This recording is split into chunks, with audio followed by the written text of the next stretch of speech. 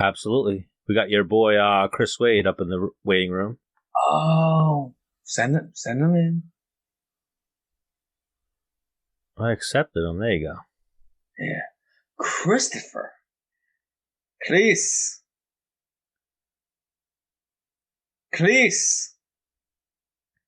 Oh, no audio. We'll give him a minute. It's got to connect. Oh, he's got the thinking emoji going on in the screen. He's got to unmute the mic. Chris? Oh, now he's got the coughing emoji. Is that an emoji? Is there a coughing emoji? I'm not sure. Hello? Oh, there it is. Got me? Yep. Yeah, it said Zoom encountered a problem and you have to enter your MacBook's password to reset the audio. Which is wild. So I was trying to type in while you were... Chris, we're just talking about a whole bunch of shit that I want your input on.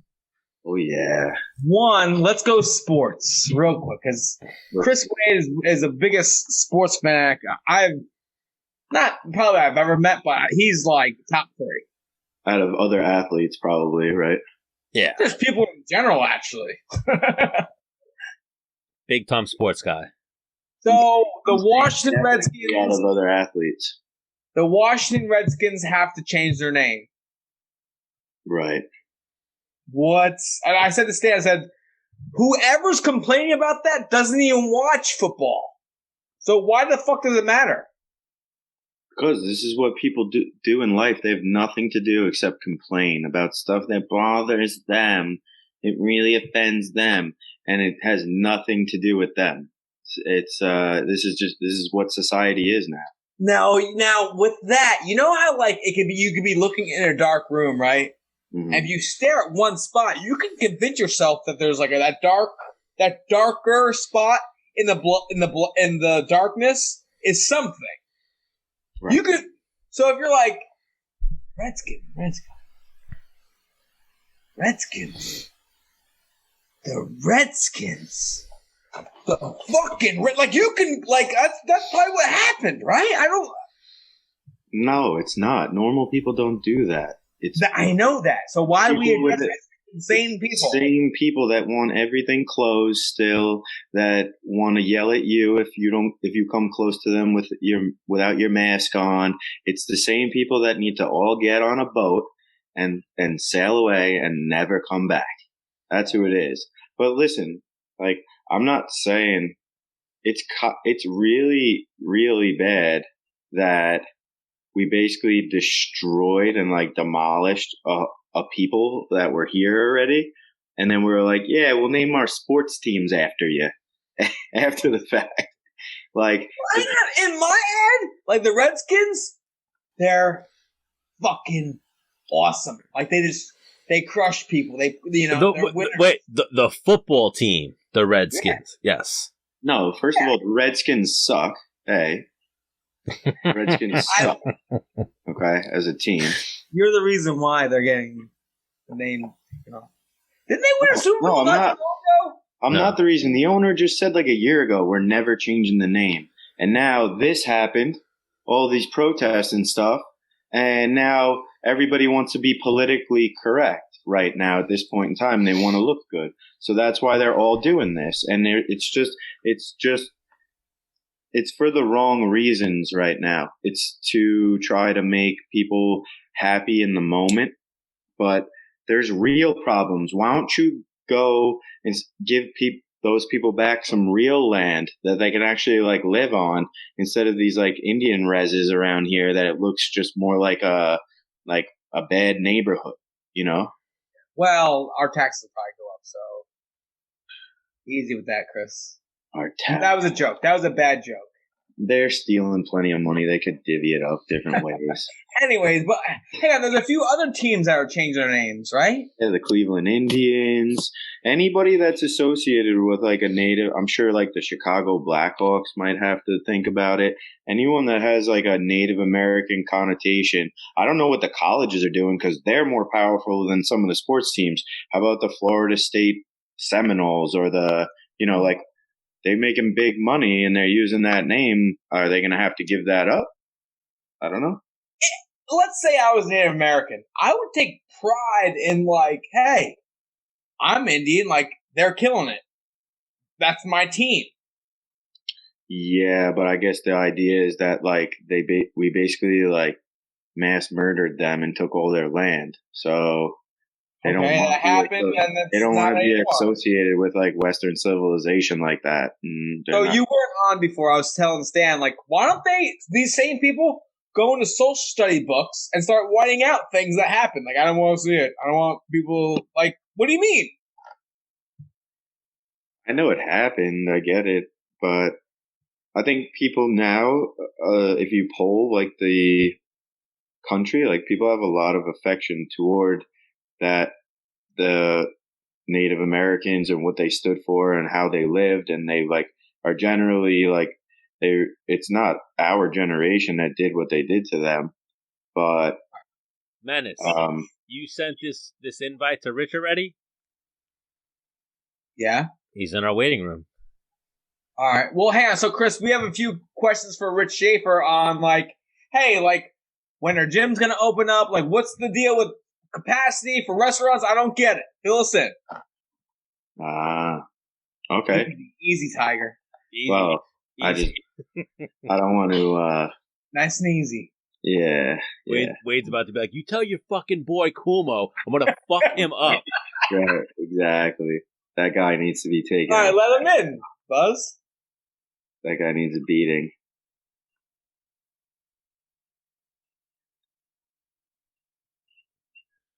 Good evening. What's up, Rich? Rich. What backdrop you got there? This is the new norm. Oh, wow. If you follow Cheers, right? Norm. I like that. Norm, this is the there new we norm. go. That's the new norm. Is this the right show for that? The new norm? No. Yeah. Rich. What's Mr. Wade think of that? No. Rich. Oh, you know what I think. Menace and the Man face mask. We'll get you one. Which one? Dennis and the Menace and the Man face mask. Chris, we got one for you too. I would like that. Okay, I'm running out of face masks, so I could use one. Whoa! Whoa! Look at that. How's that? He's over here flexing on us. Is that high school, college? That's high school. Senior? Class of 1981. North Babylon, yes. So how we looking? Good? Yeah, you look awesome. We're live. We're already live, but like, so the reason why I was like, man, we gotta get Rich on here because Stan was talking about how some other states that were opening up earlier are now shutting back down. Where are we at? So we're actually, and even though people want to kill us at this point, yes, other states that opened up much quicker than we did, instead of in a phased-in approach, are now experiencing rapid increases. And because I think a lot of people aren't using common sense. So the main mantra we said here in New York was just use your head, use common sense. Don't run out and have a party on the beach with 300 people hugging each other. That's moronic. That's stupid. Well, it's happening here now. You saw the 4th of July, right? And again, that's moronic. Yes, and I'm referencing what went on over the weekend with 4th of July. Again, we've opened our beaches, we've opened our marinas. We have a lot of lifeguards who work at our pools. We're not going to open our pools this year. We're going to announce that tomorrow. We just don't safely. So you guys got the preview.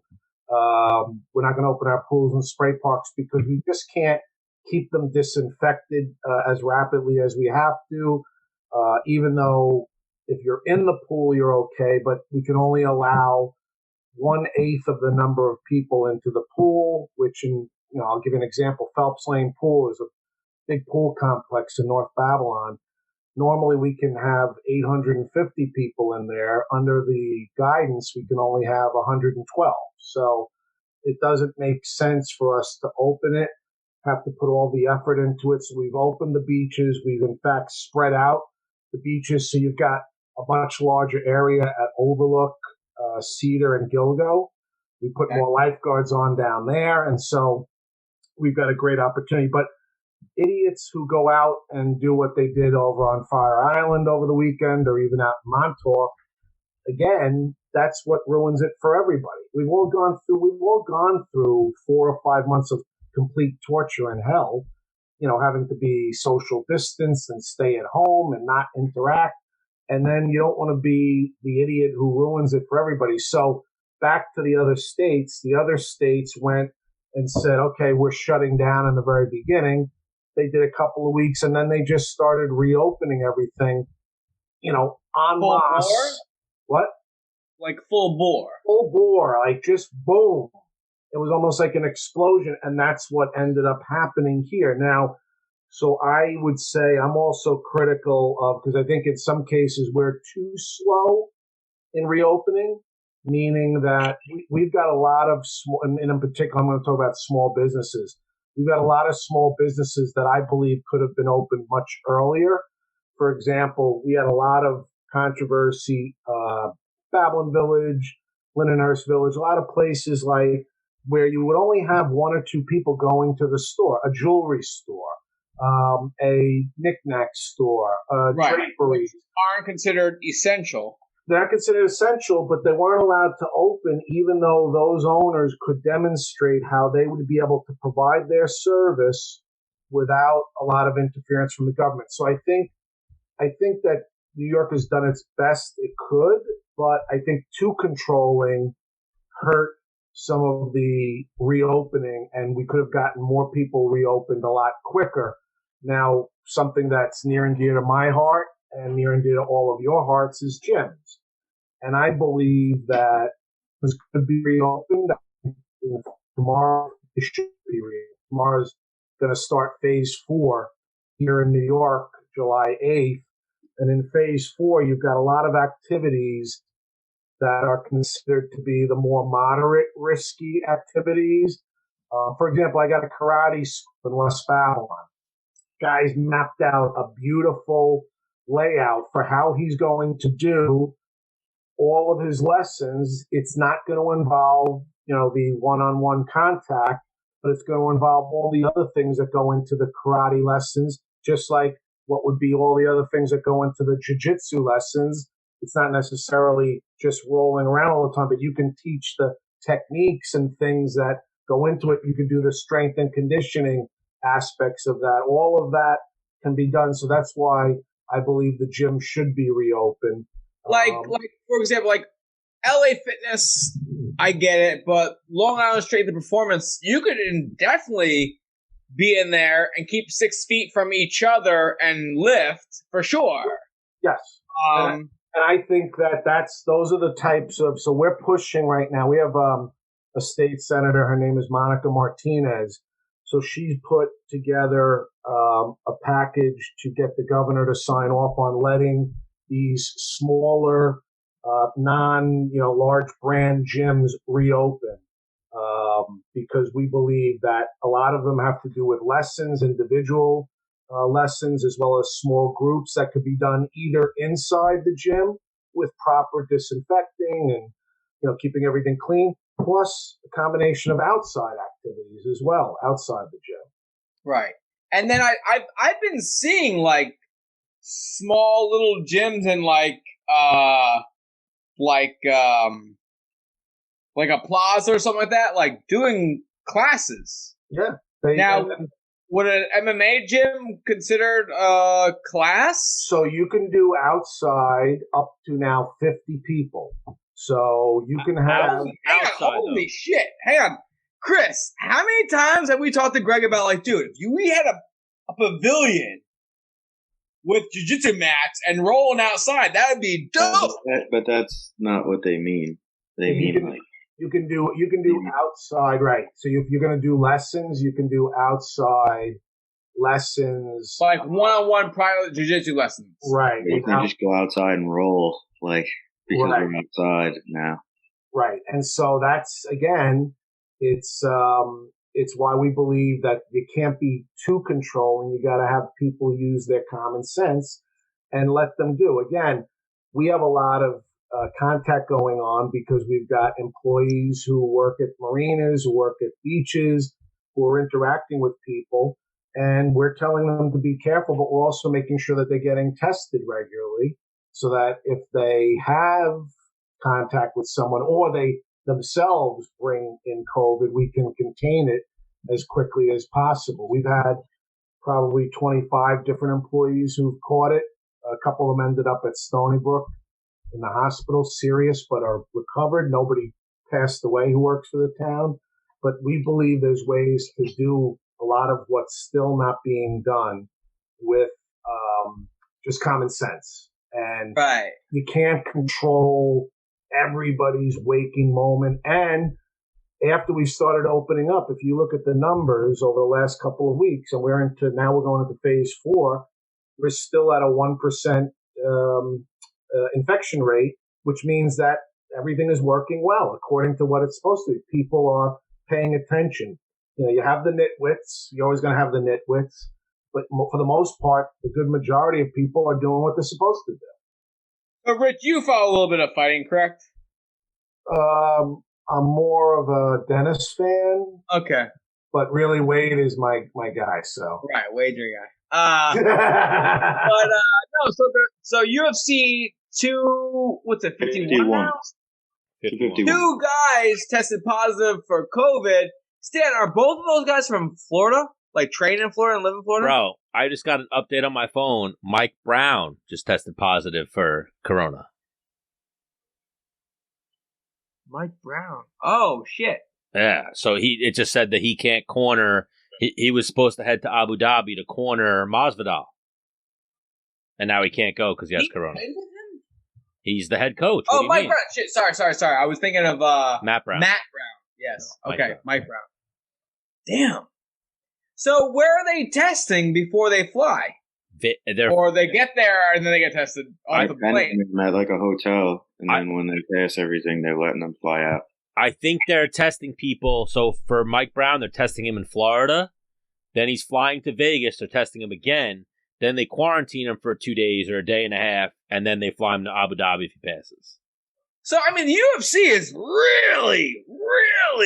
Well, listen, they're doing it the right way.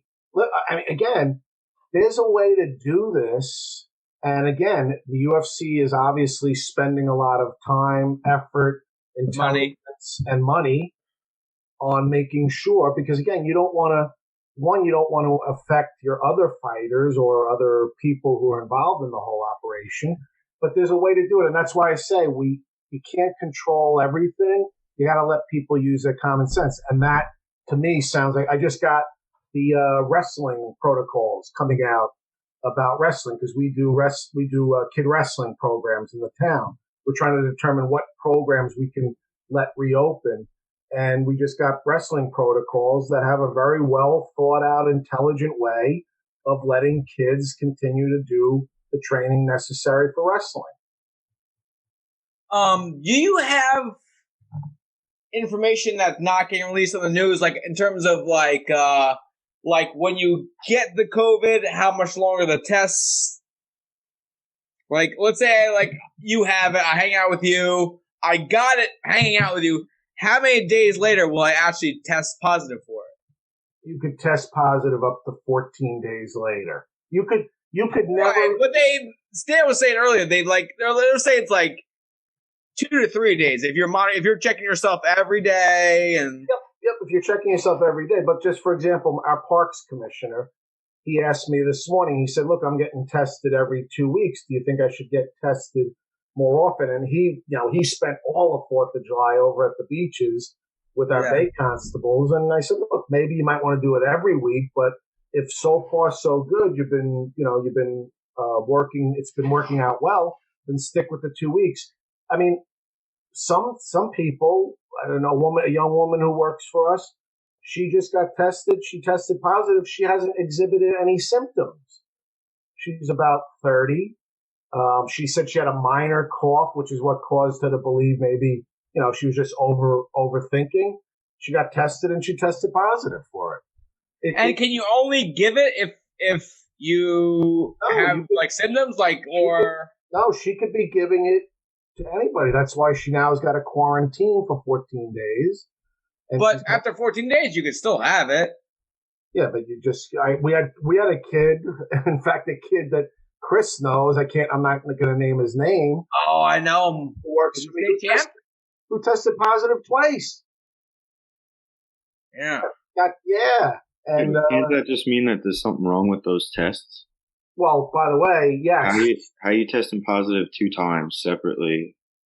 Tested positive once in late March, and then once again. Still was sick and tested positive, but he was affected seriously.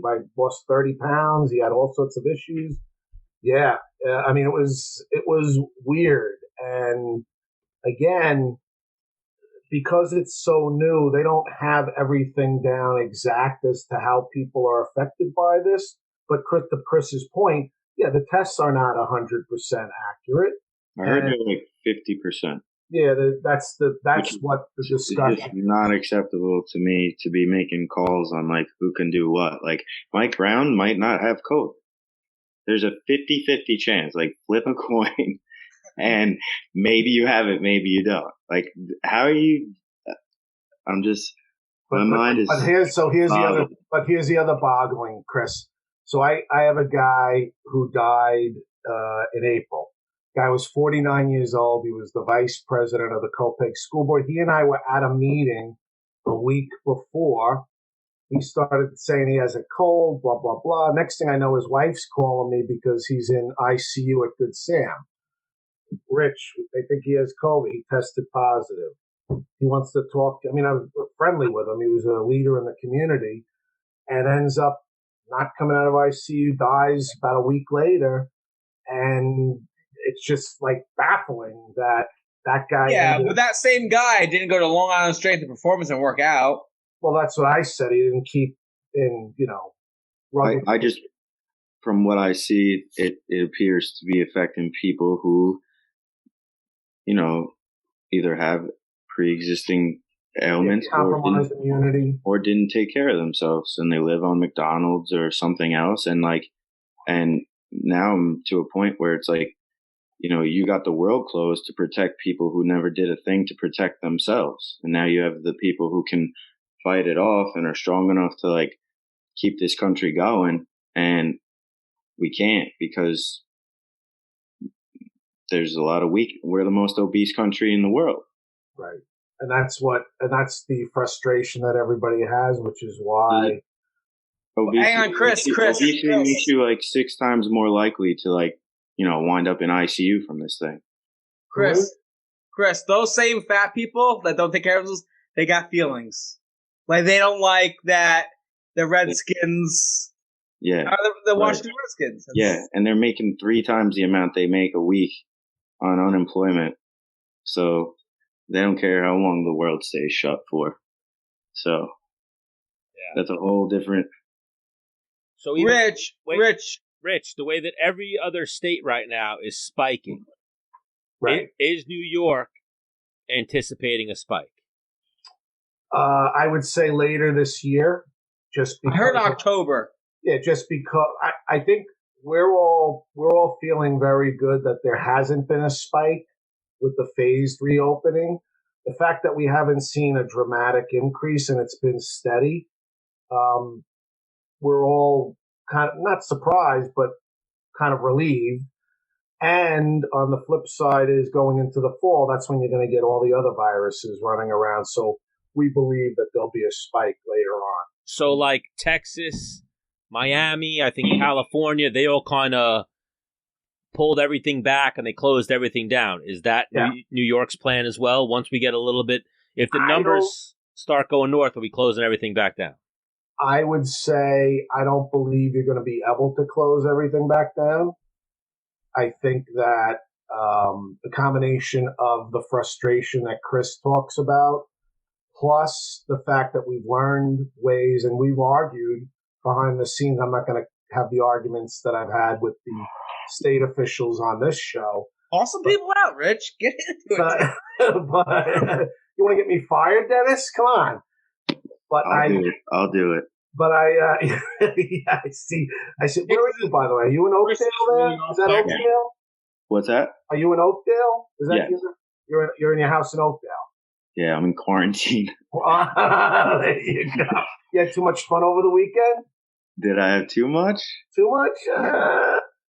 I'm still here. You're still here. Excellent.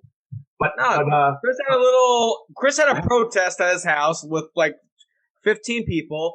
He was checking everyone's temperatures at the door.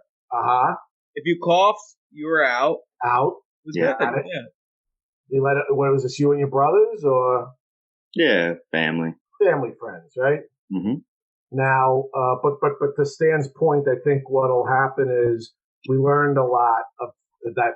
You don't have to close down, as was closed down, and we did push back on a lot of situations that allowed us to say you don't have to close down as dramatic as they would. So I don't envision it being like it was in March and April, and I think it'll be a lot more manageable.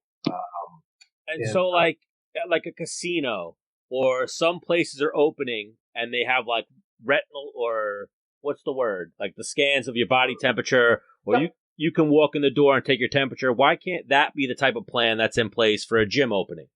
So that we can't afford that. Infrared? No, I'm saying everyone that comes into Long Island MMA in iSlip, who's buying that equipment for us? A thermometer. We already been out of business for 5 months. So good news, Chris. Although your gym is in Islip, but in Babylon, we're giving out up to $10,000 in grant money to any business that has to purchase anything related to COVID, meaning masks, sanitizer, thermometers. So, for example, your buddy Rob Labiento, who just texted me and asked me, "Rich, bike sprints?" ?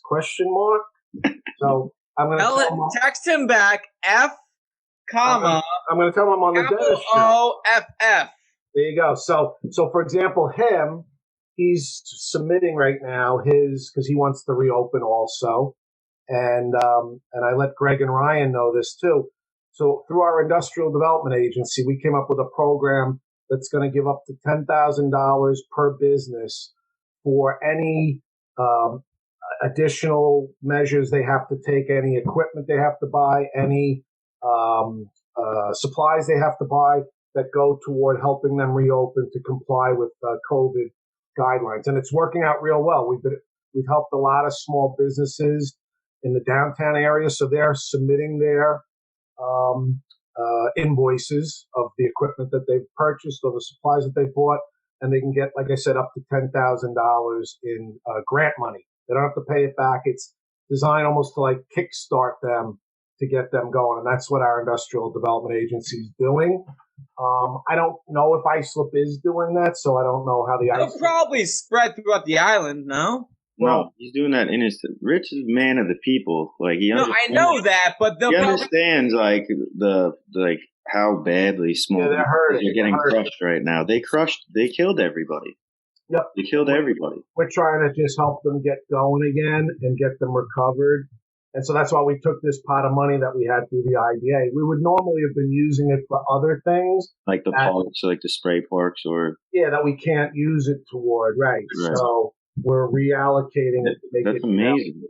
For this. So I wish they would do something like that over here, but the problem with me is that we're also stuck inside of a corporate gym, which is Gold's Gym. So I can't really open until they allow them to open their doors. I can't get through because I'm within their building. Right. So it's like I'm just at his mercy until he lets up. You know, hear me out. Not Rich, but I'm at the mercy. I just don't. I know a guy. I just don't understand like the mentality of how we think that we can hide from a virus if we just stay inside for long enough. Like it's just Mother Nature, and when have we ever been able to hide from anything? I mean, it's not a matter of if, it's a matter of when to everybody. And the whole flatten the curve thing happened. Everybody shut it all down, like what Rich alluded to about March and April. But, I watched Home Depot, Costco, Walmart, everything stay open with lines.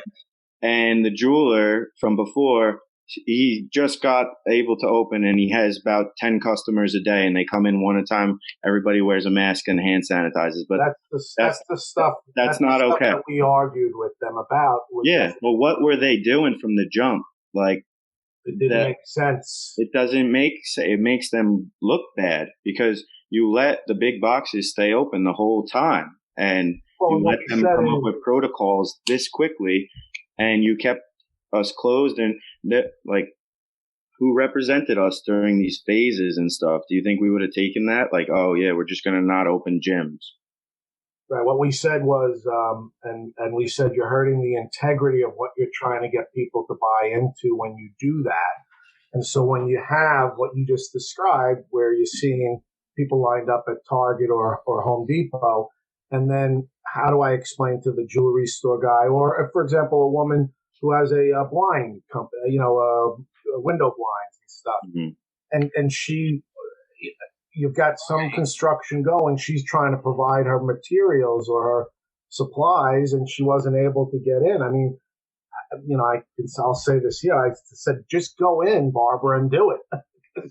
Because again, that's the only way you're going to be able to get it done. You're in there by yourself, or you're with your one other employee, and you're providing this stuff. Again, so I think to Stan's point, Stan said, how is it going to look, later on? I think that there's a lot of things that were learned off of this, and that's why you can be guaranteed, at least from our perspective in Babylon, we're going to fight for making sure that it's done the proper way. And Chris, I'll suggest to Iceland, because I think just you describing what you've got, I think that if lessons and if we're successful in getting some changes after tomorrow for the gyms, I think there may be some movement on the smaller gyms being able to reopen, and you'd be able to do something. I'll talk offline with you about that. Yeah, and then that's another thing too, is if the best way to combat potentially catching the coronavirus or surviving the coronavirus if you catch it is your health, fitness. Yeah, it's the best way to protect yourself. It's better than any other thing you can do, and it's been taken away from everybody, literally. Oh yeah, no, I'm going crazy right now. I've been trying to do stuff with Rob at his house, and I don't blame him not wanting people over there or anything, but I've been trying to stick. Rich, I'll train you. Train you over here. Look at this. Over here at Mass. Oh, you got a driveway. No. Whoa, is that the Lindenhurst address? Yeah. Yeah. I'm ready. Well, hey, free of charge. Rich is like the only person that can calm me down when in regard to any of this. He's like the only person that I'll listen to. Listen and be like, we'll talk offline. Yeah. Well, me and Menace were talking about it before Rich came on. Most politicians are full of shit, and they're not going to shoot you straight. They're going to go into that political speech, and Rich is not one of those people. No, he's not. No time. He's very different than what I'm seeing a lot of out there happen right now. I just want, Stan, what's the mortality so far at all the cases? What do we got? That's what I'm trying to find. Yeah, like a whopping 0.66%. Countrywide or New York? Yeah, whatever. Give me the world. Give me everything. I Googled it, and they're not giving me an actual statistical number. Go to the Johns Hopkins dashboard, Stan. There's a Johns Hopkins University. It's like 1%. Yeah, they've got it right on their and I just homepage. You know when it's like the dad that the son makes it to the NFL, and then he's like right there on draft night, and he's like, we did it, son. Like, you didn't care about our health when it comes to cigarettes or drink as much as you want, or let's pollute the ground and with Grumman and then blame, just say, I don't know, let's pollute the park in Central Islip and cut a deal and expose kids to biohazardous stuff, and then, let the guy out of jail after 6 months or 3 months in some nice little place he went to for a little bit. But something that's killing 0.66% of people, let's shut the whole world off. The flu has come in quietly and killed probably like 250,000 so far this year. Just nice and quiet. But we have a vaccine for that. Nobody cares because it's not a news story. It's not hot. It's not, whatever. And to me, it's like, I don't understand where the mindset of this country went, because 50 years ago, this wouldn't happen. People would be like, nah, we're going to work. This country has to stay open. Yeah, China quietly is up and running. They're going to pass us real soon economically. They're right there. They're back full force. We're buying all their stuff right now. It's like, I just don't understand it. Why are we the ones that can't figure it out? So I can't find a statistic on it, but obviously we can gauge it off of... I have statistics on it. It's like 0.7. Well, I'm saying there's 7.8 billion people in the world, and then they're saying the total confirmed cases is 11.7 million. Okay. So how many Which is a blip on the radar, 11.7 billion. 11.7 million when you're talking about 7... Let me put those things up. Dude, 15,000 people die a day from starvation still in 2020. 15,000 died today. Kids, women, men. Like, that's just one statistic. Forgive me for being like... No, I don't forgive you. Care that much that against my will, you're going to do what's best for me? I'm not so sure that that's why you're in this game with me. I'm from the government and I'm here to help you, right? What's that? I'm from the government and I'm here to help you. That's an old local government and like. Oh, Chris, Chris, what that is that's a joke where people say, "Oh yeah, you're from the government, you're here to help me." No, you're here to screw me. We're at a point in time where pretty much everybody says they can't trust the government, they can't trust the institutions, they can't trust the information they're being given, right? And you're not the only person who's thinking what you're just saying.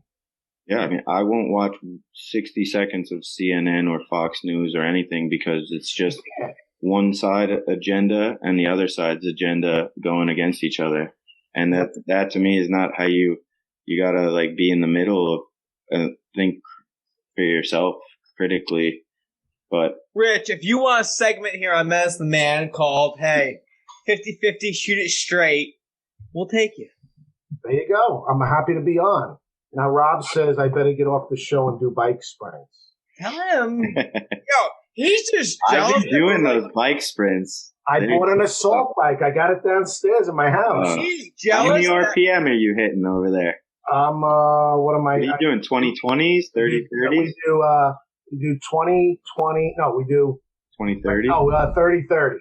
30-30. And what are you doing? Like, you guys all hop on Zoom or what? Yeah, I have the little phone, and I put my 80s on in the background, so I miss the rap music from the gym, though. I miss. Yeah, I bet you do. Wow, you get rap, or you get some weird, you would hear some weird rap that you're like, where the fuck?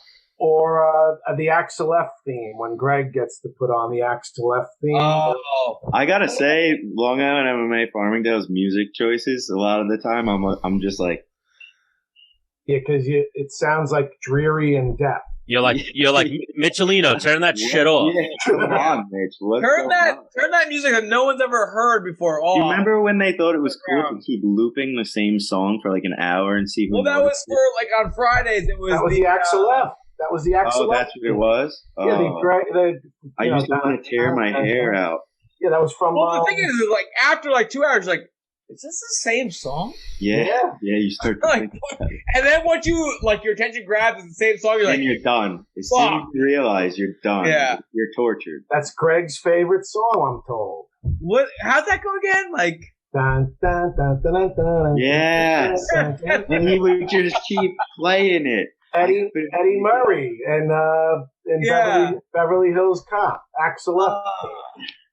I remember torture. Michelino being like, I like conscious rap. I was like, turn that shit off and put on some hip hop, some actual rap. Put on Biggie Smalls. Yeah. He likes rap with a message. And I'm yelling 80s on 8. No one ever heard. 80s on 8. So I got 80s on 8 and my assault bike. Rich? I don't know when the day is going to come, but next time I'm in the gym, you're in the gym, I'm just going to just go back there, put on 80s on 8, see what happens. Awesome. Yeah, I got you, Buzz. Thank you. Yeah. So I'll see you guys soon. Yes. Hopefully this all keeps... Chris, I'll give you a buzz tomorrow morning. Okay. I just have a phone call for Island Strong for a Zoom meeting at 10:30. All right, cool. I'll call you. What's the room meeting? What's the? I've been getting up real early though, so. Oh, you're up early. All right, I'll give you a call in the morning. Yeah, I've been getting up at 6:30. I changed my whole thing during quarantine. Nice. I'm tearing it up despite this being closed. You get more done. Well, he's angry. Less angry. No, he said, "Well, I'm angry." He's put his frustration. I'm just motivated for some reason, even though there's nothing going on for me. I'm just I'll just get better as a person. I don't know. Yeah, but you're doing it the right way. A lot of people aren't. Well, wait. Oh, yeah, I've lost 12 pounds during quarantine. I'm in better shape than I started. I've seen that. Wade's looking jacked right now, but Wade wakes up. Wade wakes up every morning and he's like, motherfucking Cuomo, motherfucking, and he paces around a little bit. Then he gathers himself, like, you know what? I'm gonna go make a phone call. All right, guys, I gotta go now. You're gonna get me fired here. Yeah. Don't do this to Rich. You're the man, Rich. All right, see you guys later. All right, Rich. Take care. Bye. They're on the same party. Are they the same party? I don't know. Yeah. That's his. That's his cohort. Boss? Not his boss. Well, that is not his boss. But I mean, actually, yeah, it might be. Cuomo's in charge of New York State. I love Rich, but I can't let some of the stuff completely off the hook. It's just utter bullshit. Legit bullshit. But you know his love for Long Island MMA. I'd imagine Rich is working to open the gym. No, Rich is. He really is. Rich is in a bad spot where he's gotta play nice with the sides that he doesn't necessarily even agree with that stuff, because you have to play the game. It's all a game. It's a political game of just, you gotta be smart about it. You can't make enemies. You can't, there's certain things you just can't do. Chris, you want to put a smile on your face? Yeah. You want to talk about fighting? Well, wait. First, I heard you talk about Island Strong. How's Island Strong doing? Oh, they're selling a ton of shirts. Yeah, we're actually doing very well right now, despite the store having been closed, because a lot of people have been shopping online. So we had some of our best months that we've experienced through people just being online a lot more. Yeah. You know what I need to start doing? I need to start, when I'm in Target or wherever I go, I need to take pictures, because I see Island Strong shirts everywhere. Yeah. Everywhere. No, it's starting to show up, man. It's starting to show up. I feel like we're really on the cusp right now of being probably the brand on Long Island. What would it take for the Menace and the Man show to get sponsored by Island Strong? A couple more of those good months that I was just talking about. Maybe we just get some gear for the first, and see what happens. I'll do that all day. We'll wear some shirts on the show. I'm not trying to hats that you really want to. No chance am I trying to get rich off of Island. I think you guys have legit gear that I kind of want a little piece of. And I'm like, hey guys, Menace and the Man show. Well, wait. Who's the "Don't Be a Pussy" shirt from? That's Gamma. Yes, Gamma Labs. So see, we got the product placement. Wade, he's got the Gamma Labs shirt. I got the GSP shirt on. Do you feel behind him? Stacked up. Yeah. I'll hang some shirts over it. Whatever you want to do. Yeah. I love G Fuel. We'll talk. We'll roll the ball around. I mean, I'm not trying.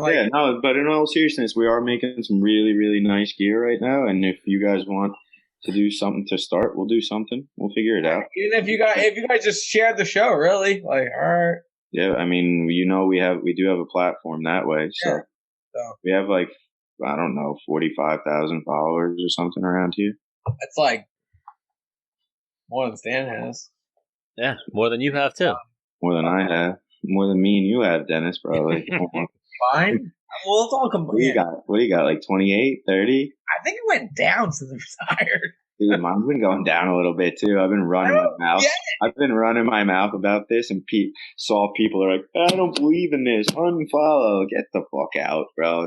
But you also, so me and Stan talk about some things, and wait, this might be the last episode. With the shit we were talking about before you came on, Wade, this might be the last episode. Yeah. I was like one beer deep, and I was like, I don't like this and that. And fuck those guys. Well, anyways, so me and Stan will talk off the air, and we'll talk about how, we should do this, we shouldn't do that. And I'm like, you know what? Let's do this. And if they don't like that, then I don't want them to pay attention to us.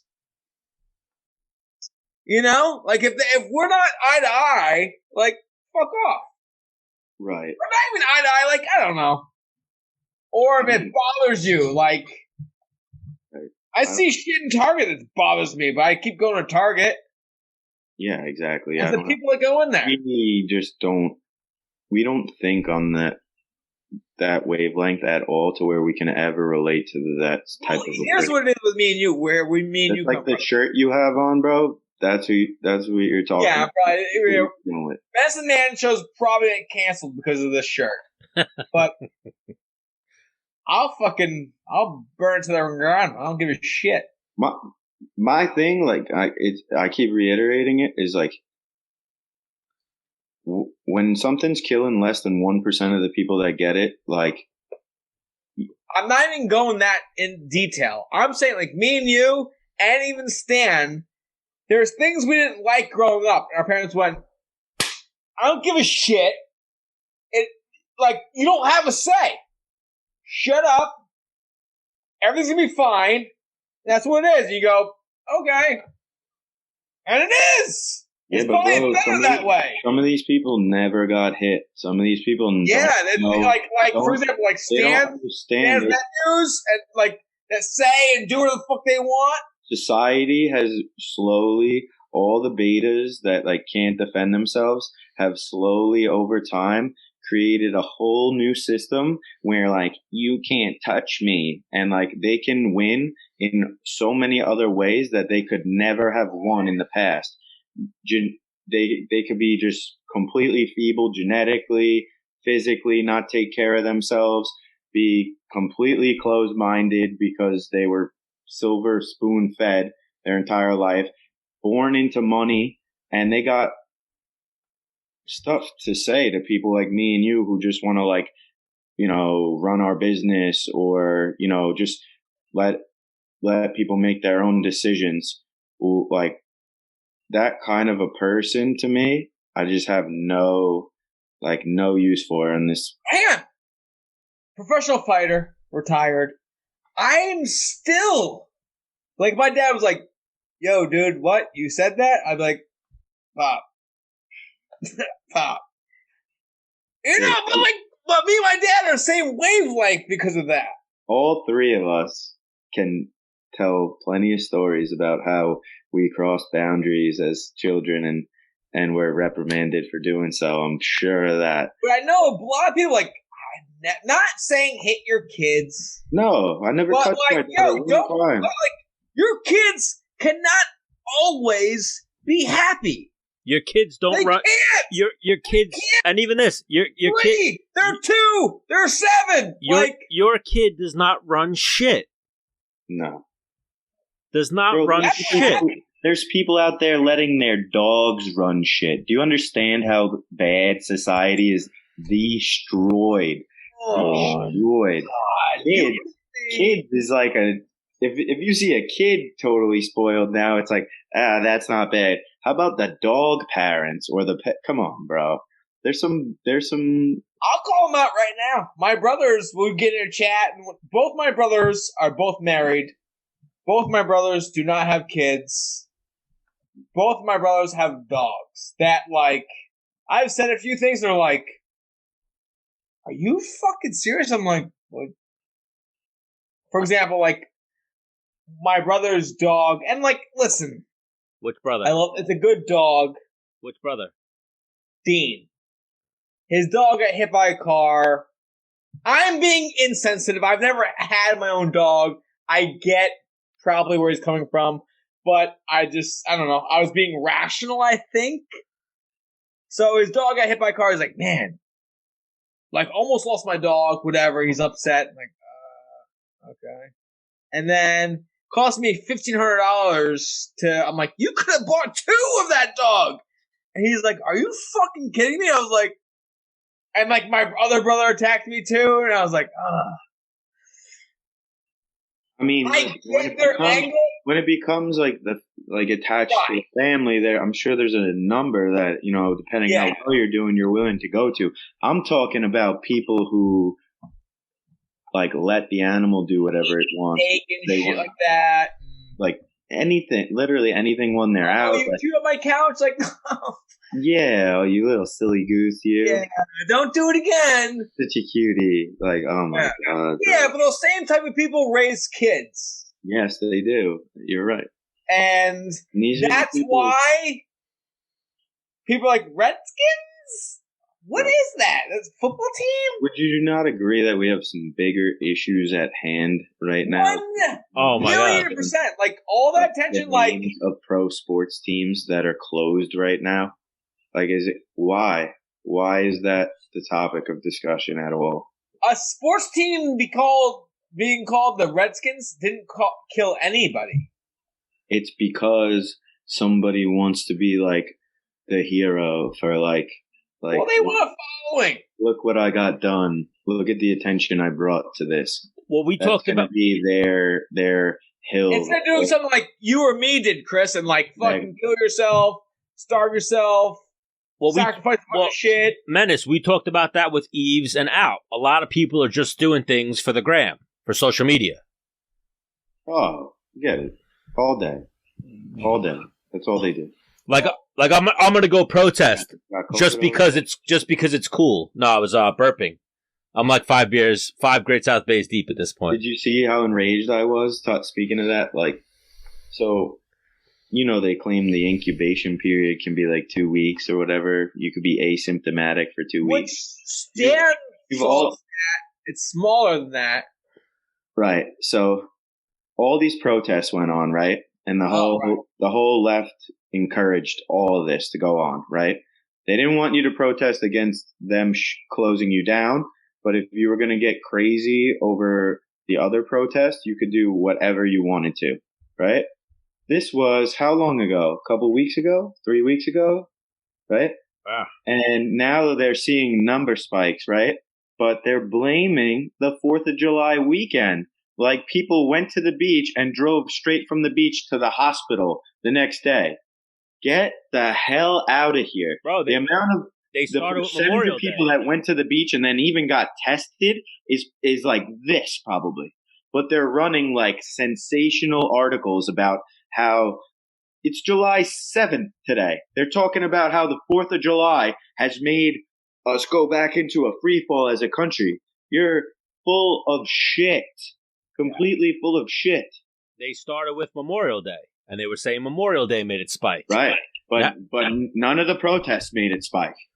None of the protests made it spike. Yeah. Where people were literally like this, We need to get Brad in on this call. Dude, people need to the chips need to fall after the dust settles on this. They really do. They really, really do. Tomorrow it's going to be like, hi, this is YouTube and Apple Podcasts. Your show's taken off? Yeah. What? Stan, what would you do? Stan, you'd probably kill yourself, right? No, I'd find another platform. I'd go Alex Jones and I'd find another platform. What platform? They're not taking us down. I don't know. Any which way. We'll figure it out. Why do we have to pay for people who can't, if you can't protect yourself and you decided to eat McDonald's your whole life, you stay home. Wow. I should have brought it up to Rich. I like the Wade Bermuda. I'm coming out. The Wade Bermudez ticket for 2020. Dude, I want that guy's job so bad, that crook. Who? Cuomo. Total So there you go. taxi crook. That's what he is. Dennis. Let's not forget, bro, this is an election year, all right? People don't want to talk about it. But so here. So what was Trump's strongest point going into this? It was the fact that the economy was doing great, right? Unemployment was at an all-time low. What did they do? They spun the entire thing. They gave the country the highest unemployment rate it's seen since like the housing market crashed.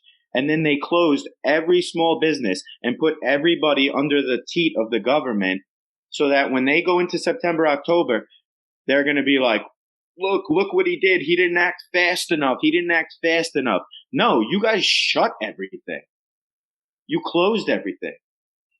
So he could have stopped this. No, he's still trying to stop it. And he got so much shit. He stopped travel from China and from Europe early. And people were like, nah, he didn't do it. Nah. First, it was unconstitutional. Then it was, he didn't do it. He didn't do it early enough. Yes, exactly. First, he was evil. And then he was too slow, right? And then you just heard that before. Oh, we don't know shit. We don't know if the cloth masks do a damn thing. We don't know if you're asymptomatic, if you could give it to somebody. We don't know how long the incubation period is. Our tests are 50% accurate, coin flips, right? But they're predicting that it will come back in October. It will be back. How can you predict that? Where's your basis? So if I'm being honest, I don't know if I can get Bermudez elected as president. So, Dennis, we're going to run on the state level. I'm going to run Wade on the national level. I'm with it. Wade versus Kanye West and Donald Trump and Joe Biden. We're going Wade. Did you hear that, Chris? Yeah, I did.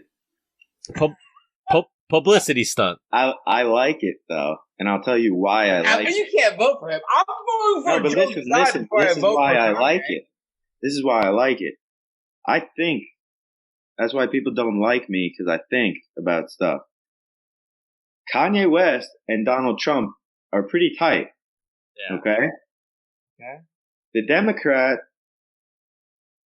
for the most part, not locally, not guys like Rich, but they want the country closed. They want to make him look bad. They want this thing to be as bad as it possibly can be. And they think that that's going to lead to them stealing this election away. So Kanye West comes up. What's their main push right now? Black Lives Matter. Oh, wow. They don't care about them. They want their votes. They're not trying to.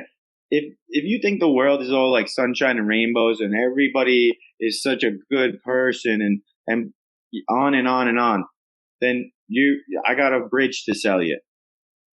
So the election's coming, and now Kanye West throws his name in, right? He could steal a lot of votes from them, from people that would normally have voted for Biden, and now they're going to vote for Kanye West. Like, people and I'm like, yes, bro, do it. Even 5 who think like, hey, I've got feelings. I know what the fuck's up. Those people are going to vote for Kanye, right? I hope. He's going to steal like a youth. Listen, you have to talk about elections the way it is. The Democratic Party is pushing for the minority vote extremely hard right now. And that goes for Hispanics. That goes for the Black community. That goes for literally all of it. And Kanye West can take a chunk of those votes, like legitimately. It sounds absurd, but he literally could. That many people. What's that? Who would be a better candidate that could steal that many people? No, he's about as good as you could do that way. What about his wife? No. If they really wanted to beat Trump, they would throw a bag of money at The Rock. Oh, wow. Yeah. And they'd get the dumb people to be like, no, I'm voting for The Rock. If you don't think I would vote for The Rock, you would be out of your mind. He would have my vote so fucking... I've never voted. I would vote for The Rock so fucking fast. Your head would fucking spin. Thank God you don't vote, Menace. What do you mean? I like the way that guy walks. I'm going with him. Yo, me and Rock and Chris Wade and you, we all probably think on the same fucking line for sure. Yeah, The Rock doesn't. Hard work. The Rock doesn't speak on politics because, and the only time when you don't speak on politics, it's because you're Republican or you're in that realm. Okay. You're almost common sense. Like even Wade, I'm sure you've seen it. The start, and it goes back, same way they say, oh, slavery or Confederate Army or whatever. The Democrat Party is like before the Republican Party. The Republican Party was started to combat the Democrat Party trying to keep slavery alive. That's what the Republican Party is. So, like, I don't know the facts about the starting of either party. I don't even agree with parties, to tell you the truth. 100%. I think it's just another rig job. Like, what? How is that the best way to pick the best person to give you two choices of like rich old white guys that like got enough money from their corporate buddies to run for president and get ad campaigns? Like, where's the 45-year-old young, like, you know, brash guy that's going to symbolize power? Like, where is he? Like, why do we have a senile guy? Well, what hangs out with strippers and like shoots machine guns? Dan Bilzerian. No, that's not a football player. Poker player. No, I said, what did I say? Poker? Fuck that guy. That guy's soft too. Please, bro. You don't think you and him maybe think in a similar line? But here, Wade, I'm sure you've seen it on like Facebook. There's some friends or people we know in the fight community that are like hardcore, like Democrats. Like I'm an independent. I consider myself. I actually consider myself common sense. Yeah, that's what I am. I considered myself, if you had to ask me before this, a Democrat. I would go to all the Rich's stuff. I've seen Hillary speak. I've seen. Well, Rich totally. I've met them. Whatever you think, Rich. And when this all happened and I thought about and watched everything that's been going on, I'm done with them forever. Forever. They'll never get me back because they screwed us that badly, and they're still screwing us that bad. So I'm common sense, but my common sense tells me that to go this way, you know? Yeah. I'm done with it, bro. Politics is a slippery slope, but yeah. And then where's liberals and what's the other one? Liberals and I kind of want to get in there, bro. I feel like the new wave thing is to just like speak your truth and to be real, and you can like really get ahead nowadays, and like you don't have to be as much bullshit. You know, you can. Chris. Wade's gonna go to his mailbox like next Monday and be like, "I'm running for fucking state senate." What? I'm just gonna sign him up. Chris, rewatch your segment of the show. Send Stan what clips you want. He'll make them for you. And then I got you, Wade. Nice white fella like yourself. I'm gonna put Bermudez on the ticket so you get that Puerto Rican vote. Oh wow! See, we're already politicking right now. You ever see the signs that get put in the lawn? Bro, how could someone beat one of us though? Honestly, if you can debate and talk and be rational, like, bro, what have you been through that I haven't been through? Right. I literally have fought for things. Like, I'm literally a fighter. You're just talking out of your ass over here, trying to rah people, and you're gonna steal from them after. So.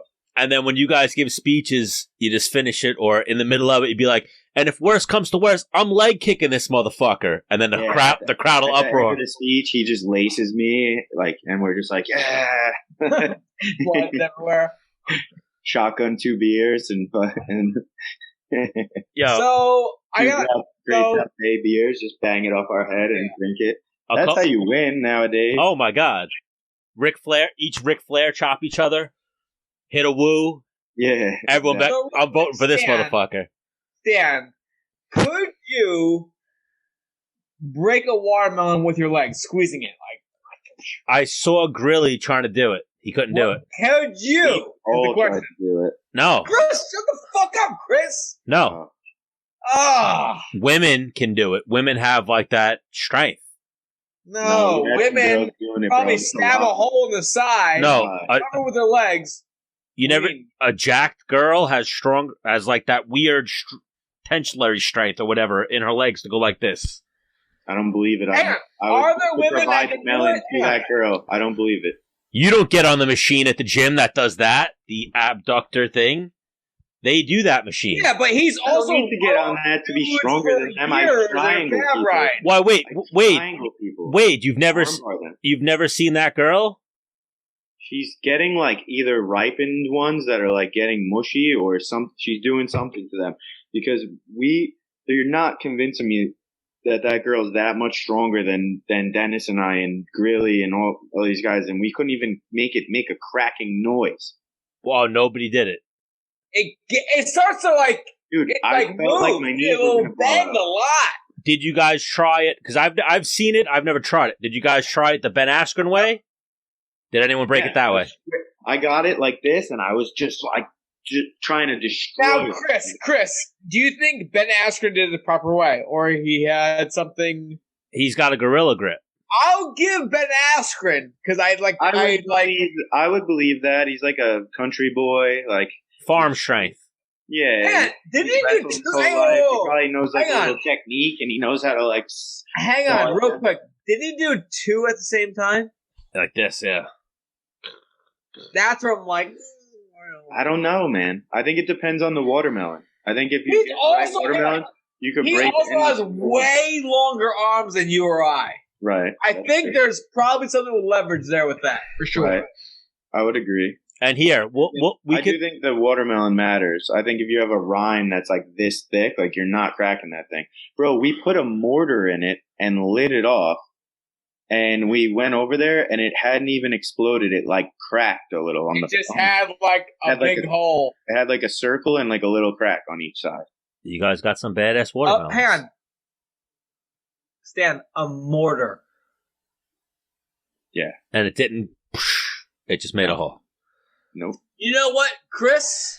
It did not. We thought it was going to be all over the road, and it was just sitting there smoking. We could have picked it up and like cut it up after that. All right, perfect segue there. We're talking Ben Askren. I was like, "Yo, Ben, Marty, your boy Marty's about to fight Masvidal. You want to come on the show tomorrow?" He was like, tomorrow I'm super swamped.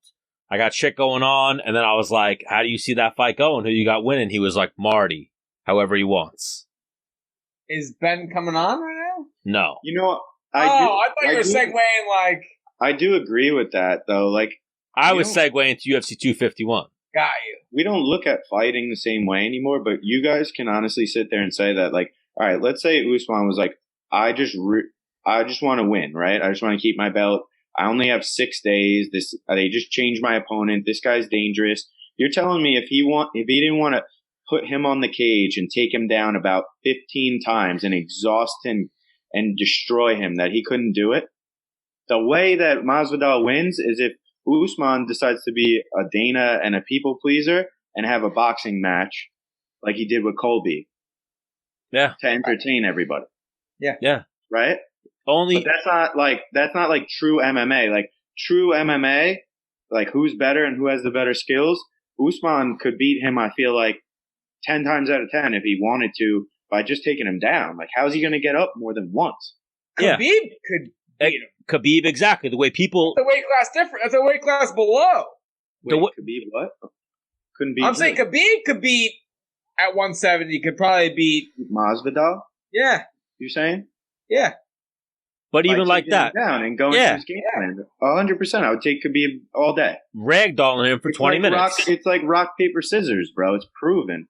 That's why they don't really like it. They like the action and the unknown of like anybody could get knocked out at any second. Well, the thing is I think Masvidal stepped into that realm that Conor printed where, hey, let me talk a fucking man. I think Masvidal's shit that he talks is real. Very real. No, he's real. Where people become emotionally engaged with him, like, yeah, motherfucker. It's not a story. I'm gonna punch your fucking face out. Right, but he's goading Usman into that kind of a fight. He knows what he's doing. He's reeling him in. Like I'm going to break your face. And Usman's going to be like, you ain't breaking my face. Watch this. And then they're going to have a pissing contest. And even people are saying that Masvidal has that out. Like, I only took the fight on 6 days' notice. He does have that out. He does. It's a win-win for him. If he didn't have enough time to get ready. He wasn't getting ready for Usman. Like, he didn't have that centered training camp for Usman. Usman got ready for Burns. But Masvidal's been training. He's not coming off the couch. I know he's not coming off the couch, but he doesn't have pressure like the way Usman does. That's something I've heard a lot of people say is all the pressure's on Usman. If he loses, he just has an asterisk. I think that's just natural for the person who's been on the card the longest. Like, yeah. You know what I'm saying? Yeah. Like, isn't that always the case? Like, remember when Connor's fight switched to Nate and like the pressure really wasn't on Nate on that first one and he swarmed him. Here's another thing. Masvidal's already talking about who he's going to give a title shot to. Next, you're saying? Yeah. I love it. Hang on, the guy is, I think it's organic, but he's a marketing. He's organic, for sure. It's organic, but he's marketing awesome. Yeah, he's doing a great job with himself. Whereas Kobe, you're like, dude, really? Like. Yeah, I get it. Well, I mean, when you come from backyard fighting, I mean, you don't really need to explain much more than that, right? I mean, you kept it pretty damn real. That guy could say whatever he wants from here on out, bro. He was fighting with Kimbo, Scott. And then he's punching dudes backstage like he can say. He's raw, dude. He's real. Like, that guy could turn on you at any second, bro. You could be having a great night, and he might punch you in the face at like 10 o'clock. If you like, I invited you my birthday party. Bro, we were having a great time. I said I love Cuba. I don't appreciate what you had to say.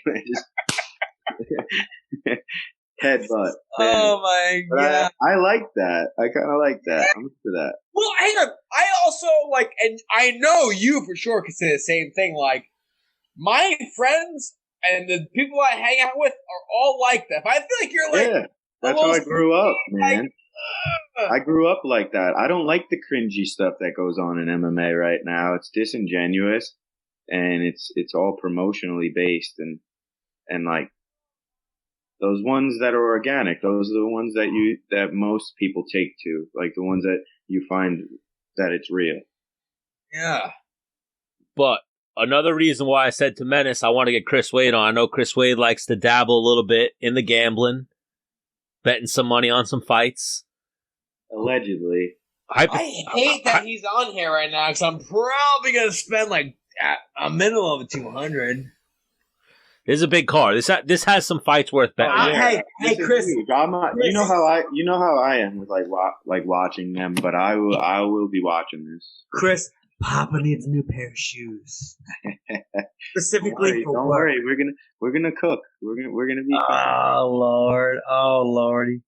Yes. We're cooking. And you know what, man? I've been hitting some weird prop stuff. Like what round, like choke third round, or like the odds are crazy. I can't. Every time I go with someone's like, listen, we're going to win. Just follow my lead. And I go, okay, I do. We did. Just one time I was in Atlantic City with LaFleur. Mm-hmm. And I was like, we'll each do. He was like, we'll each do $100. I was like, yeah. He's like, yeah, trust me. I'm like, all right, okay. 10 minutes later, he's like, that's the fastest I ever lost that much. I was like, what? What? But Wade, even you were saying prop bets. What was it? UFC 250? I put $100 on 50 and 50 on Cody Garbrandt winning by knockout over a Sun Tzu in the second round. Wow. And then he knocked out a Sun Tzu with 4:59. Yeah. So I remember watching that fight, and I'm like, all right, he fucking lost. This is done. And then he did that fucking Hayushin. And then he disappears, and fucking boom, there's your money. Oh, my God. I was watching that with my brother-in-law. I was like, oh, my God. That's why you gotta love fighting, right? You gotta love fighting for that reason. Like, you're always in it. You always have a puncher's chance, right? Like, you could be down every round, and there's a chance that you could hit somebody with a haymaker and bang. Yes, the unpredictableness of You want to go through some of the picks? Yeah. Who do you think is going to take Usman Masvidal? Masvidal is a... Oh, you want to start at the top? Well, you want to go bottom? We can go bottom. I mean, the bottom, we don't know a lot of these guys. No, I'm not saying the very bottom. I was thinking like from the Vulcan fight, maybe. Yes. That's probably, like, even, like, you know, Makwan Armakani, but he's fighting, nobody knows who Danny Henry is. Well, if you want a little underdog, it's not really. It's like almost even money, but Maxim Grishin was in PFL last year, and he's pretty damn solid. I would say that's a pretty live, like, 50-50 bet if you want to try to make some quick money early in the night. I would take him. Do you know what I always tell Menace? One of my favorite things to do is pick your card. Like, pick your whole card. You could put $10 and win like 90 grand. On a site that would let you put a parlay in like that. Yeah. If you get it right. And you're bound to hit, you know. Tell them about the one night, Stan. Which one night? Everybody won except for... Oh my God. I had one parlay one night, and Burgos, I got like 9 fights in. It was like a $7,000 parlay, and Burgos lost that close fight to Josh Emmett. I've hit a few baseball 8-teamers before. Yeah, on a random night, like a Tuesday, all 8 games, bang. Yeah. Right. So I could probably do it with fights. Hang on, different ball game though, no, Chris? It is because of the... Literally. There's no way to even it. Like in sports, you do a point spread to make an even number, and I would never take the Knicks against almost anybody, but maybe I'll take the Knicks plus 16 points, like that. And you can't have that in fighting, really. Like, they should do that. They should be like, you know what? I'll take some sites will give you the rounds. Namajunas plus 1 round. Like, she could lose 2 rounds to 1 and you win that bet. She just can't get beat every round, something like that. Some sites will give you a parlay like that. Like, they'll give you each fight, how long it goes type shit. Real quick, before we get into the card, can we talk about 135? Frankie Edgar. Chris, did you see that Munoz, right? Yeah, he tested positive. Tested positive, he's out. Mm-hmm. He got Aljo threw out... What's that? He got coin flipped. Right. So Aljo throws out a few, posts. Hey, head to Abu Dhabi. Yes, whatever. I saw that. But it turns out he was going there for Merab to fight Frankie. Frankie turned. There's Stan. What was that? There's a few other 135ers like, I'll fight Frankie. I'll fight Frankie. I'll fight Frankie. Frankie went. Jimmy Rivera, Ricky Simon, Marlon Vera, Merab. A couple people threw their name out. Like, I'll fly tomorrow. 19-hour flight. I'll make weight on the plane. So why is he backing out? He's 38. He wants probably 1 or 2 in a title fight, as opposed to some young gun that might fuck up his 135 debut. Yeah, right. He's playing it smart. Yeah. Like, you've seen how... if I'm Frank Yeager and I'm... Pull him out off the card and put Merab another guy on. Well, that's what they did. Partially, they took Frankie off, and they made Jimmy Rivera versus Cody Stamann. Yeah, so good. Yeah, but that's for the next... That's for the 15th. That's okay. No, that's to replace... Oh, that was on the 15th, right. Sorry. That's to replace Frankie Edgar versus Pedro Munoz. And right. As of right now, Edgar has no fight. Right. He's not going to take one. Yeah, I don't think so. He's trying to do what Aldo did. He wants to move down a weight class and go right to the front of the line. Well, that's what I said to Menace. I'm like, so... that's my opinion. 135 title shot. Yeah, he probably thinks it's a smaller division. He's a big name. One pretty big win, and he could put himself literally right into some sort of contender situation. Hang on, you have the same manager. You don't think that has been spoke about? Oh, I'm sure they're being smart about it. Look at one. He's probably getting show money now, which is probably pretty penny. Getting show money for what? The guy canceling? I don't know. He Nah. prepared a whole camp. I don't think they give you show money unless you make weight. No, they won't pay him much. Yeah, they're going to give him something, but not show money. They'll pay you show money if your guy scratches like the day before at weigh-ins or something, but they don't. I don't imagine if like he didn't even fly. Especially if they threw you 4 replacements and you turned them all down. Yeah, exactly. If I turned down 4 replacements, they would cut me in 2 seconds, which we already dealt with that. But even even Edgar. Even Edgar, Aldo title shot off a loss. Mm-hmm. The last guy to fight for the 135 title against Cejudo was Cruz. He was coming off a loss and hadn't fought in 3 years. Right. So Frank Yeager's probably like, all I got to do is win a fight, and I'm getting a title shot. But what about Aljo though? Oh my God! Wait. Me and Menace talk about it all the time. Aljo deserves that fight, man. He deserves it, but Frankie Edgar... I would be fucking pissed if he skips him. Frankie Edgar can call up Dana and be like, yo, check his Instagram. Well, how many followers he got? Who? That's what Edgar will say. How many followers he got, how many followers I got. You know? I mean, right. I think Frankie's old school. Yeah. But I think the UFC will see it. Frankie's exactly how you're saying it. UFC fighter. Yeah. I think, 100. I think Aljo should be, I think Sandhagen versus Aljo could have been more of a title fight than Jan versus Aldo. Yeah, I still think Peter Yan is one of the top 2, though. So. But I'm saying Aldo was 0-1 at 135. How does that warrant a title shot? Oh, nobody agrees with that except for the UFC. No one has come out and said that was deserving at all. Yeah. Oh, and if anything, it should have been Aljo versus Jan. Yes, that was the fight. That was the fight. And then they just do whatever they want. So. Yeah. Or even when it was Aldo versus Cejudo, it should have been Cejudo versus Aljamain. At that point. Hang on. Listen, I think we forget about the business aspect. Yeah. How many followers is, Jan, I guess, I don't know how many followers he has, but like, actually, who the fuck has Jan actually beat except for Uriah Faber? Jimmy Rivera is his biggest win besides Faber. But even, there's probably a science, like he beat Jimmy Rivera before he beat Uriah. There's probably... He beat Uriah. There's probably a mathematical equation to it. Like, if you have 1 million followers, they probably think 20% or 10% or 40% of your following is going to buy the pay-per-view or something like that. You know what I mean? Yeah, there's definitely logistics for sure. Yeah. Listen, Peter Yan is a bad motherfucker. I think he should definitely be in the title fight conversation. Yes, for sure. I agree. He's a bad dude. Yeah. Aldo, you just topped in the weight class. You lost a close one. Yeah, no, he didn't. Well, how many followers does he have? Run these numbers right now. He should honestly fight Frankie Edgar.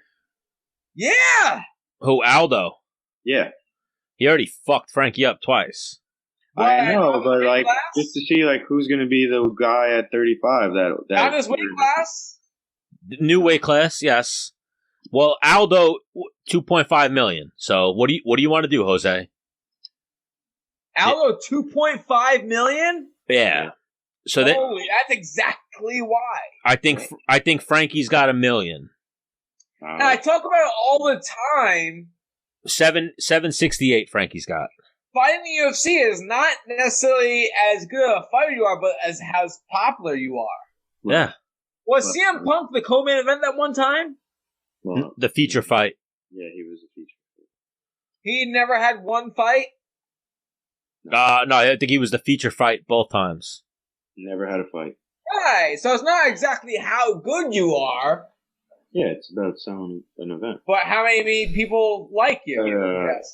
You would think that they would figure something out for Frankie if that was the case, because they would want him on the card, right? Yeah. Yeah, I mean, they tried to figure something out. He said no. But listen, like, think about it with him. Like, why would you fight Merab right now? I mean, Merab has, like, a full head of steam. Super hungry, but doesn't have the name Frankie needs if he beats him to get really up to the title area. Right, yeah. Frankie has to finish him in the first round and be like, yep, this is where I belong. But I tell you what, I still don't think that would not lead. finishing Merab in the first round. No chance. Oh, chance, bro. I don't think he finishes Merab in the fight, period. There's a chance he can't even win. No, I think Frankie wins.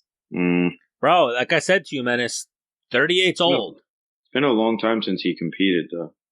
38's up there. When was his last fight, Stan? Who, Edgar? Yeah. I think it was the Max Holloway fight. Which was when? I want to say 2019. A year ago? Really? Yeah. Oh, no. Oh, my God. His last fight was Korean Zombie. Oh. Oh, yeah, that's right. Which was... That was 2019? December. That fight... So here, 2019, July of 2019, he lost to Max Holloway, and then December of 2019, he got beat up by Korean Zombie. Oh, wow. So he has fought recently, though. More recently. Chris, you watched that fight, right? Frank Edgar versus Korean Zombie? No, I watched him in Holloway, but I didn't see that other one. Did you see the highlights, at least? Yeah, I did. Like, I watched that fight, and I, like, my own pride, I was like, why couldn't they give me those main shots? Like, he dropped me one time. I'm shooting for a shot. Frankie got up, got dropped, got up, got dropped. I'm like, what? I know, but Frankie, like, really has... Say it. Say it, Chris. What? Say Frankie what? has what? I'm saying he's done that, like, his whole career, and they've kind of, like, allowed him to do Do you remember my first 5 fights, Chris, in the UFC? Yeah, I remember all your fights. I actually think I got dropped and won the fight. I think that you lost to the guy that was going to put you at the title scenario because he scouted you, and he knew if he hurt you, you would dive straight in on him. Yeah, I hate that about him. What's that guy's name? Ricardo Lamas. Ooh, Lamas is about to fight your boy, Ryan Hall. Oh. Yeah. Well, he knew that if Dennis got hurt, that he would come in for his legs. He sidestepped Dennis and hit like a slick ass guillotine while Dennis was going for his legs. The best there's no way you do that quick unless you've been like planning that. Dude, hang on. My hat everybody but beats me like that finishes me. I go, except for Korean Zombie. Even Korean Zombie, I go, okay. Hit me quick twice before I hit the ground. Like, they gotta jump in and stop it, right? You hit me 3 times before I hit the ground. They gotta stop that. Well, he hadn't like stopped you that way. He just got you in that choke. No, but I'm saying even that was only like a jab or something. Jeremy Stevens, hey, well played. Fucking Carl Lamas, well played. Fuck that guy. Nah, he's coming on the Man show. Yeah.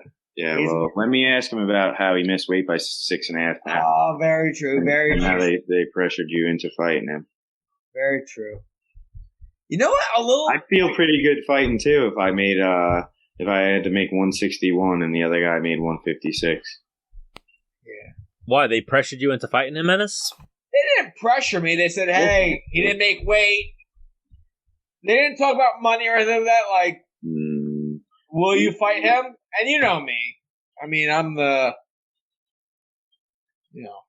Yeah. You know what happens in wrestling when you miss weight by 6 pounds at counties or states? You go fucking home. That's where you go. Or nationals. How many times that guy miss weight? All the time. All the time. He thinks it's an advantage for himself. Because he'll take the little... I mean, Greg ran the number. It's hard for him to make weight. He can't really make the weight. He should probably be at 55. But at 55, he really can't do probably what he wants to do. So he just missed weight. He knocked out Dos Anjos. I mean, he can't be a champion. Well, he could punch anybody into oblivion at any time. He has heavy hands. Yeah. He's got very heavy hands. So maybe this is why I'm not sour over it. I got like Fight Night bonus off that. They said Dana and Lorenzo called me. They said, "Hey, we can't announce that you guys got Fight Night or whatever because he missed weight. But that was a Fight Night candidate, so we're gonna send you Discretionary bonus. Fight night money. Oh, that's cool. I'm with that. That's really cool, though. And then they were like, public fight of the night, Conor McGregor. Yeah. Right. That's right. No, Or I've seen that guy. Or they give it to Robbie Lawler, and what's his name was that night too? McDonald. Oh, that was fight night for Robbie sure. Laurie. I was there. Conor probably got a performance that night. I was there, bro. It was crazy. Dennis got me because I went out to work out with him, and I sat like 8 rows back, bro. It was insane. Arnold Schwarzenegger is on my right. I was sitting right next to Boss Rutan. Like, it was insane, bro. It was the best night, like, of watching fighting, like, of my life, pretty much, at an event. Yeah, and the girl Except was for Dennis's beating fight. the time. Boss Rutan stood up in front of her and was like, "Holy shit!" Like, it was a crazy fight. And she's like, "Are you fucking kidding me?" And, like, cursed out Boss Rutan. He turned around and looked at her. She's like, "Yeah! Like, get the fuck out of my way!" And he was like, I think he actually, like, sat down. So Chris looks at her and is like, "Do you know what the fuck that was?" And she's like, "No fucking clue." He's like, "That's like a legend of MMA. You just told him to fuck off and fucking sit down, and he didn't say anything back to you." Nah, he was so cool. He was like, I understand she's getting, like, anxious. Well, he knew exactly who she was to who was fighting. And after the first round, he's like, I think your friend won that. I think your friend won that. Like, he's looking good. That was a good one. Yeah, it was sick. Right up Chris, until. did I ever tell you why I never had you in my corner, like, after those couple? No. Well, I never was in your corner. Oh, I wasn't. Anytime you were, like, a corner, I flew you out, I got knocked out. I was like, there's correlation there. Oh, it was only twice, though. I know. How many times have you in my But corner? I wasn't your corner then. We almost did nothing that first fight. We worked out a little bit. I helped you make weight. Yeah, I know. But anytime I had you, listen, it's a stupid thing. Yeah, I Listen, know. I'm confessing to you how my stupid mind works. Yeah. I'm like, anytime I have Chris come to my fight, I fly him out, whatever, I get knocked out. Yeah, I get that. You got to go with superstitions sometimes. Oh, like man. that. I was like, Got to try to write Stevens, then the Korean Zombie. Like, fuck. There's got to be something. It's like Menace. What happened? Hang on. Wait. The two hardest hitting people I've ever fought. Actually, Brandao hit very hard.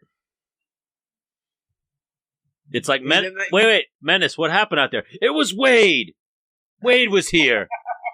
You wanna? Hey, why'd you lose, Chris? I flew Chris Wade out. Actually, in the Korean Zombie fight, I was arguing with Doc because I was yelling for you to blitz him to try to finish as soon as you heard him in the beginning, and he was like shushing me and telling me to let you settle in, and I was like, no, his nickname is the Korean Zombie. You don't let the zombie settle in. He'll be fine after this if you let him settle in. Go over his throat right this second. In all honesty, I couldn't hear anything the corner was saying. Yeah, I figured that. I remember hitting him and seeing him go like this, but like still standing strong. I was like, nah, he stumbled, bro. He was hurt. I know that. I watched him stumble. That's why I took like 2 hard stabs up to him. I was like, he was hurt, and he grabbed you on the cage. And, he did. And you weren't going like, I was like, break free. Like, I just wanted you to go off. Yes, I remember that. And he was like, in my head, don't tell him to do that. When I wobbled him, I took it nice and easy, slow over to him. Then I watched the replay. I took 2 steps and he grabbed me. I was like, yeah, I could have swore I was just like, he grabbed okay, you. got you, motherfucker. He was hurt. And even once you rocked him and after you guys separated from that clinch, he started walking you down on skates. Yeah. Like he was fucked up. And you did like a bounce, like, oh shit, is he good? Or I thought I caught him. And then you caught him again. Great. Hang on.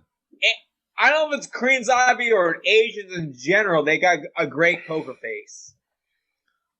They have the same eyes the whole time, yeah. We're going to get torn down. The Medicine Man show's over. Yeah, that's Great it. job, Stan. That was it. Nice job. No, I love Asian people. Asian America. How many Asian chicks have you ever slept with? That's a whole story right there. Oh, so you're not racist? No, not at all. That's how you can even say I'm not racist. I hook up and try to bang every ethnicity. I think that's actually a goal for most American men. Yeah. Oh my God. Like an Arabic, a Native American, Black, American, Chinese, Asian, Dennis. Greek. I had a gorgeous Asian chick when I was like 23, and I was living in Florida. Smoke show. Do you miss her? Yeah, I do. Did you ever try to message her? Hey, I'm doing this show. We're doing good. I never hooked up with an Asian girl. I'm doing this show with the future independent governor of New York, Dennis Bermudez, as well as 2020 presidential candidate Chris Wade. No. So, Chris, I'm dating a half Asian chick. You're missing out. Not old enough for another, like, what do you got to be? That's so wild. They have to be a certain age to... You have to be 35 or 40. Now we got something to protest about, Menace. That's discrimination. We're throwing a party, Wade, next month. And that's our cause, is we need to lower the age you can run for president. So, some of those bombs you bought, bring them over. Bring over one, actually. We can only probably afford one. You want a mortar? Yeah, just one. Yeah, I think I'm going to have a tent, maybe in August. Just because, you know. Do we invite Rich Schaffer to our protest? I think you guys should leave Rich alone.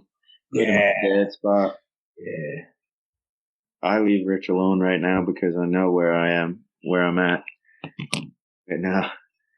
Well, you know, honestly, the real reason why I call him, like, what's the difference between 25% capacity and 50 and 100? And we forgot to ask him that. He was going at one point, and I just let him go. Yeah. And I wanted to say, Menace had that question, like, what is... Yeah, I actually had it in the fucking shotgun loaded. I had it loaded. And I didn't want to cut him off. I was like, just keep going, Rich. Yeah, he was going. He was going. You're doing good, Rich. Keep going. I mean, he gave us great information, I feel. Yeah. I'll have to listen back. But I definitely feel like there was some good ones in there. But here, let's go UFC 251. We'll start with Vulcan. We'll go for a 6-fight parlay right now, is what we're going for. The rest of the card is kind of, you know, not your most known guys, so you're going to kind of have to do your own research. There's some competitive fights, a couple of undefeated guys, a couple guys on winning streaks, but we're going to go for the feature fight on the prelims. Vulcan Ozdemir versus Jiri Prochazka. I'm pulling the card up right now, but I'm going to take Vulcan all day there. Yeah, we got Vulcan is minus 160. Mm-hmm. Jiri is plus 140. Yeah, Casey's going to join us. Kyle Sermonera. Joining us right now. Soon. Possibly. I got to get off soon. Anyway, I have like only a few more minutes. Okay. So we're going Ozdemir on that one, I believe, right? Oh yeah, minus 160. That might be a straight bet too. All right, Amanda Ribas versus Paige Van Zant. This is baffling to me. Ribas is minus 1,000. Ribas, yeah. And Paige Van Zant is plus 650. Paige is the underdog, big time. Big underdog.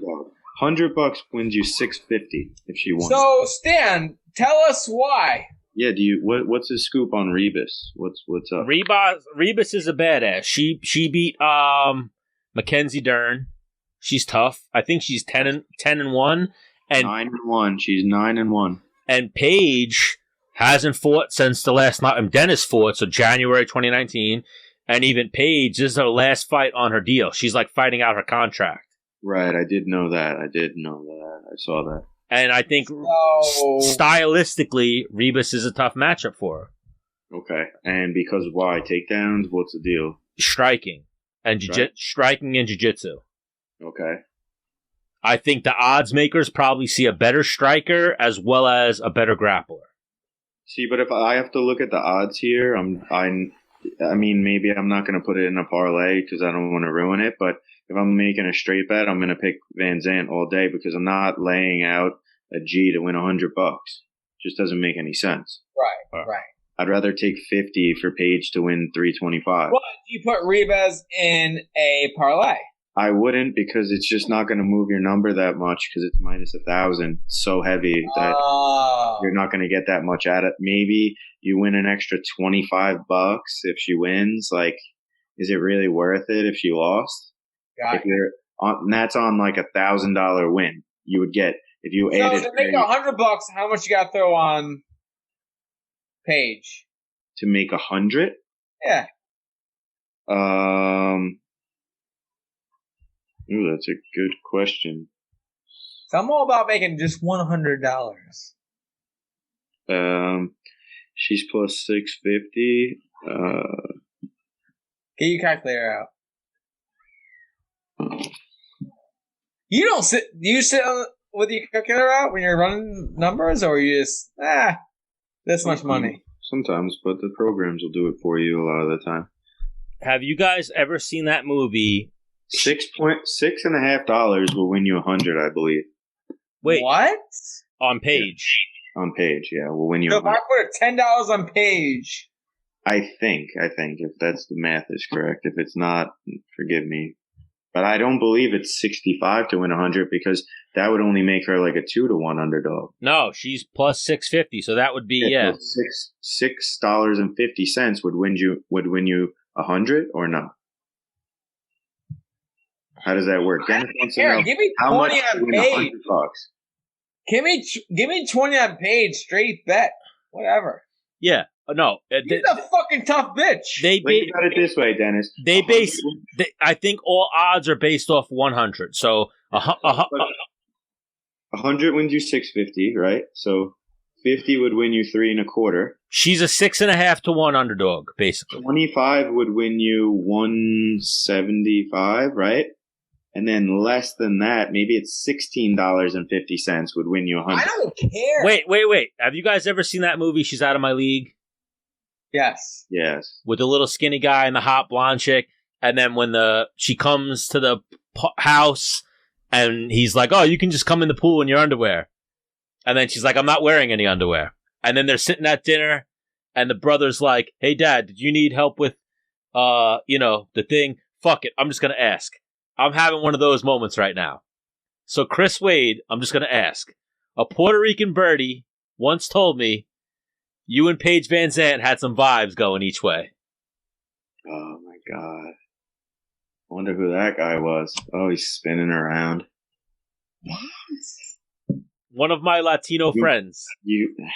I mean, he was watching from the side, so I don't know. But I wasn't in the ball game.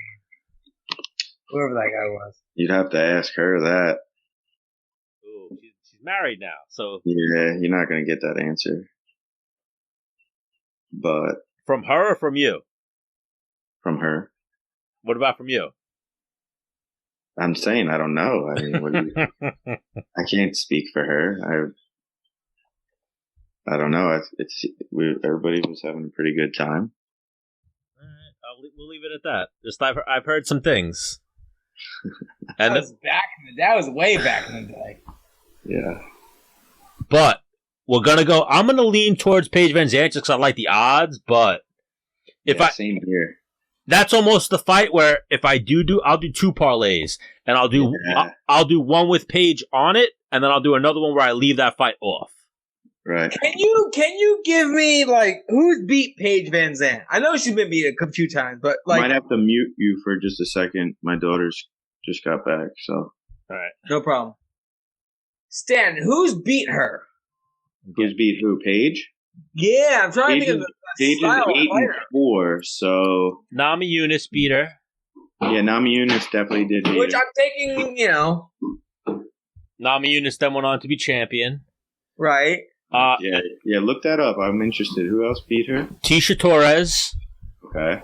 Michelle Watterson. And Jessica Rose Clark. Oh, really? Stop. That corn is in the refrigerator. So of all those people, Yeah, who does Ribas beat, no, I'm though? done. You done? What they painted? White dove. A white dove. Like, can Ribas beat,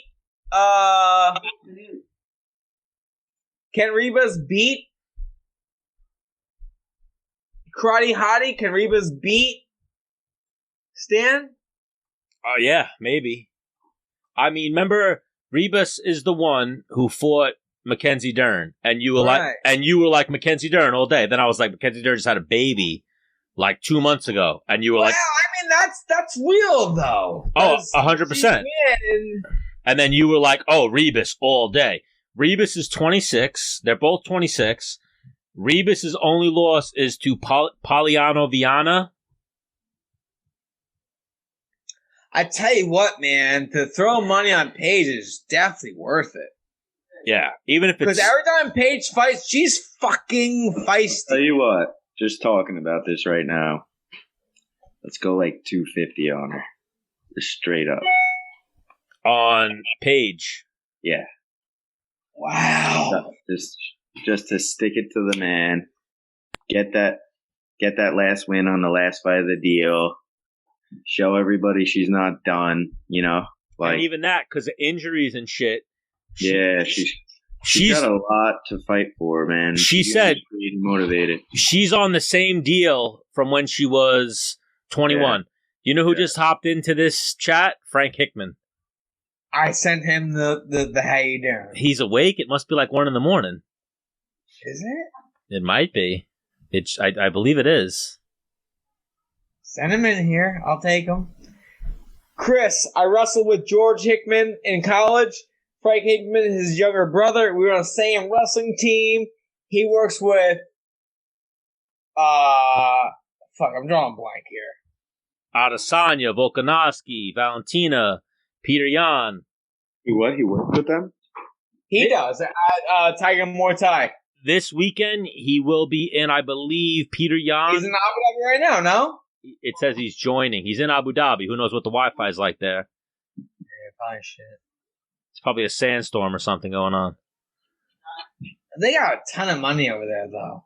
Yeah, but how good's their internet? Because it's failing us right now. Well, whatever. What were we talking about again? We were talking about dropping some money on Paige. Yeah, man. You know, like you heard, Stan, that's my girl, so I'm going to throw money. I like that. I mean, I'm not the same money as Chris. I got to go $100 less than Chris. So, Wade, you know how I pick fights usually? Yeah. Which one's hotter? You're talking about a guy fight?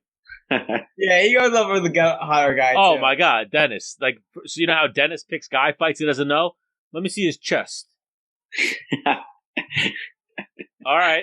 There's something to be said there, right? And then he'll be like, all right. Let me see his haircut. Okay. We got a real science going here, Wade. Yeah.